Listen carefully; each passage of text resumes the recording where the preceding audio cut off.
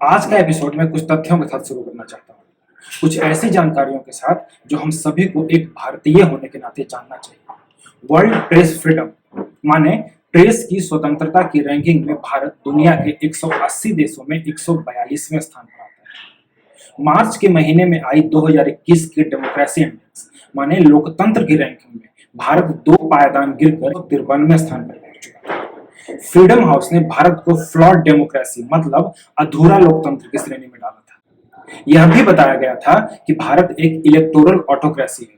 इसका मतलब होता है कि यहाँ की सरकार ऐसी है जो जनता के द्वारा चुनी हुई तो है, लेकिन निरंकुश शासन करती है। वर्ल्ड हैप्पीनेस इंडेक्स में भारत 149 देशों की सूची में 139वें स्थान पर, एजुकेशन इंडेक्स में 145वें स्थान पर है। आजकल हमारा भारत अगर कहीं आगे दिखता है तो वो है सरकार की नाकामियों की वजह से होने वाले कोरोना मौतों में। अब आप समझ सकते हैं कि दुनिया भर के करीब करीब सामाजिक और आर्थिक पैमानों पर भारत की स्थिति कितनी दयनीय है। नमस्कार, मैं हूं मनीष शर्मा और आप देख रहे हैं गंगा टाइम्स। 24 मई की शाम को दिल्ली पुलिस की एक special team toolkit manipulation media मामले में जांच के लिए दिल्ली और गुरुग्राम स्थित ट्विटर इंडिया के दफ्तर पहुंची। हालांकि कहा गया कि दिल्ली पुलिस की टीम नियमित प्रक्रिया के तहत ही ट्विटर इंडिया को नोटिस देने उसके कार्यालय पहुंची थी, लेकिन देश के कई राजनेता इस बात को भारत सरकार द्वारा सोशल मीडिया पर नकेल कसने का आरोप लगा रहे हैं। विपक्ष सवाल कर रहा है कि जब दिल्ली पुलिस के पास ट्विटर के साथ संपर्क के लिए एक सूचना विनिमय चैनल स्थापित है तो फिर उसके कार्यालय पर रेड डालने की क्या जरूरत पड़ गई। तो अब जानते हैं कि क्या है पूरा मामला।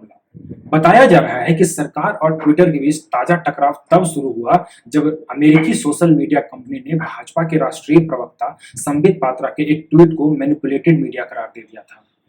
मैनिपुलेटेड मीडिया का मतलब होता है ऐसी जानकारियां जिसकी प्रामाणिकता को लेकर संदेह हो। अब यह भी जान लीजिए कि पात्रा के ट्वीट में ऐसा क्या था।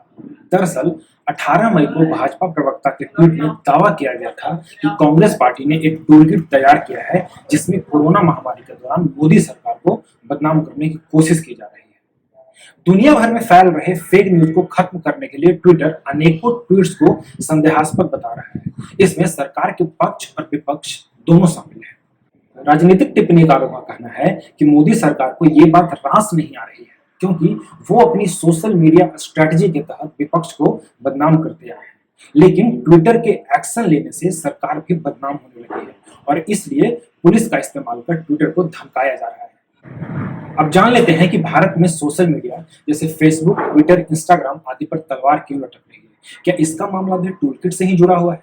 तो इसका जवाब है नहीं। इस मामले की शुरुआत हुई थी 25 फरवरी को, जब भारत सरकार ने सभी सोशल मीडिया और ओटीटी प्लेटफॉर्म्स को कुछ दिशा निर्देश दिए थे। इलेक्ट्रॉनिक्स और सूचना प्रौद्योगिकी मंत्रालय द्वारा दिए गए निर्देशों में कहा गया था कि सभी सोशल मीडिया कंपनियों को अपने प्लेटफॉर्म्स के लिए अनुपालन अधिकारियों को नियुक्त करना होगा। ये अधिकारी प्लेटफॉर्म्स पर पब्लिश होने वाले कंटेंट्स के बारे में आने वाले शिकायतों को देखेंगे और आपत्तिजनक होने पर उसे हटा देंगे। इसकी अंतिम तिथि थी 26 मई यानी आज, लेकिन अभी तक इन कंपनियों की तरफ से कोई कदम नहीं उठाया गया है, इसलिए सरकार इन पर नकेल कसने की तैयारी में है। माना यह भी जा रहा है कि अगर इन सोशल मीडिया कंपनियों ने सरकार की बात नहीं मानी तो इन पर भारत में बैन भी लग सकता है। अब जाहिर सी बात है कि लोकतांत्रिक दुनिया में सरकार के इस कदम की थू थू तो होगी ही। भारत ही नहीं बल्कि दुनिया भर से लोग सोशल मीडिया पर भारत सरकार के इस सख्ती का विरोध कर रहे हैं। वैसे भी पिछले कुछ वर्षों में मोदी सरकार पर अपने विरोधियों को चुप कराने का आरोप लगता रहा है। इसी का नतीजा है सामाजिक और आर्थिक इंडिकेटर्स में भारत का पिछड़ा होना। यहाँ पर मैं आपको इस एपिसोड की शुरुआत में ले जाना चाहूंगा जब हमने भारत के पिछड़े रैंकिंग्स के बारे में बात की थी।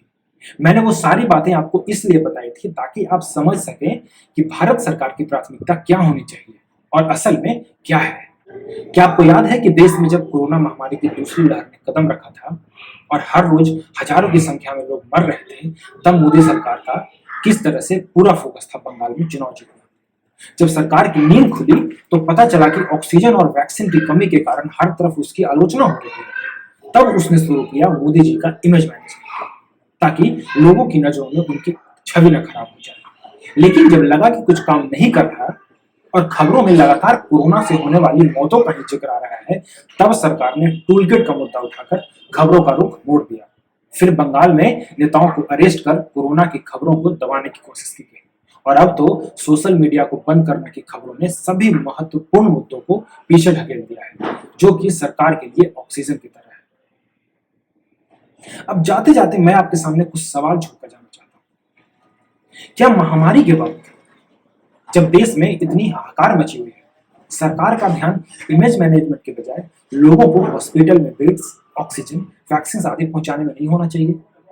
क्या एक लोकतांत्रिक देश को सोशल मीडिया पर इस तरह से नकेल कसना चाहिए, खासकर उस देश को जहां का लोकतंत्र वैसे भी काफी बीमार रहता है? क्या हमें महामारी की वजह से होने वाले नुकसानों की भरपाई नहीं करनी चाहिए, बजाय कि सरकार और विपक्ष के तूतू मैं करने में? सोशल मीडिया पर होने वाले अपनी आलोचनाओं से मुंह मोड़ने के बजाय क्या सरकार की नैतिक जिम्मेदारी नहीं है कि वो देश की जनता को जवाब दे कि आखिर उनका हेल्थ सिस्टम कैसे फेल हो गया?